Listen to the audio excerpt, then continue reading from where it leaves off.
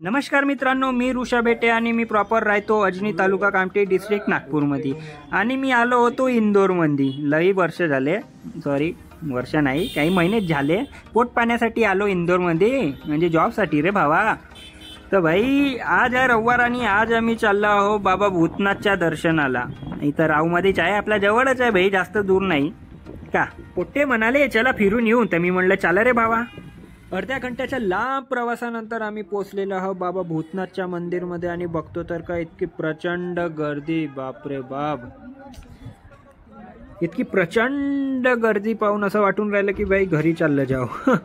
तर जाऊया, चलूया. तर मंदिराच्या अंदर जाता जाता आम्हाला दिसलं का पुरुष शौचालय. वा, पण इकडं काही पुरुष शौचालय होतच नाही. आम्ही ना खूप शोधलं भाऊजी, पुरुष शौचालयाच्या बाजूलाच होते. मग तिथं दिसलं पुरुष शौचालय वर आहे बा म्हणून. अबे वर जाऊन कसं का मुतणार आहे रे भाई, जाऊ द्या भाऊजी, देता काय एखादा दम. बाबाजी म्हणाले जर आता घ्यान दम म्हणे तर आयुष्यभर तुम्ही दमातच जाण म्हणे. म्हणून हे गोष्ट ऐकून आम्ही चाललं गेलो पुढं. तर पुढं पाहतो तर काय एवढी भारी गर्दी रे भावा, एवढी भारी गर्दी तर माझ्या गावातल्या जत्रेतही नाही राहत, इतकी भारी गर्दी होती. मग आमच्या गज्जू भाऊनं म्हणलं की एवढ्या दूर आलो तर आपण इथं डेमडी केसांना आपण रांगेत लागूनच जाऊन. मी म्हणलं ठीक आहे भाई, लागून जाऊ आपण आपल्या डेमडी केसांना.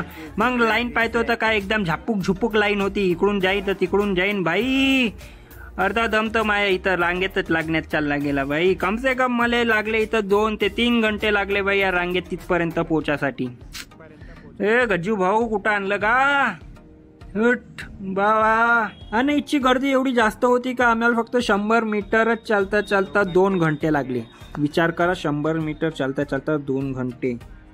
बाबा भूतनाथच्या दर्शन करायचेच होतं, काय म्हणता सूरज दादा. मग 2 ते 3 घंट्याच्या परिश्रमानंतर आम्ही पोचून गेलो मंदिराच्या परिसरात. तिथंही लाईनच होती. इंदोरचे लोक खूप श्रद्धाळू आहे, काही म्हणा. मग 10 मिनिट लाईनीत लागून आम्ही पोचून गेलो मंदिराच्या अंदर फायनली. मग गज्जू भाऊ कॉलवर होता, म्हणे की रात्रीच्या भाजीच्या का बनवायच्या. मी म्हणलं बनव भाऊ, मसाले भात न करी.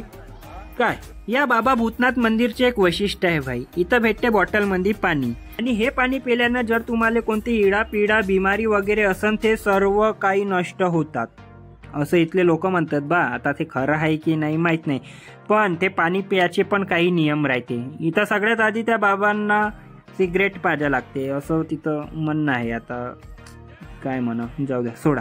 पहा मी तुम्हाला इथं नियम पाठवून देतो, पाहून घ्या. आणि हे तिथले पाणी के बॉटल के नियम वाचून घ्या बे. आणि अशा प्रकारे लोक तिथं सिगरेट त्याले पाजत होते आणि आपल्या बिमारीची ते तिथं अर्जी लावत होते.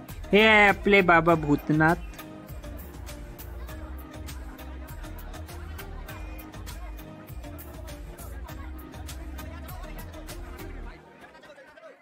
तर असा प्रकारचा होता आमच्या या रविवारच्या फिराचा कार्यक्रम. तर भेटूया पुढच्या रविवारी, कारण उद्या भाई ऑफिस आहे, सकाळी जा लागते पोट्ट्याले थंडीमध्ये.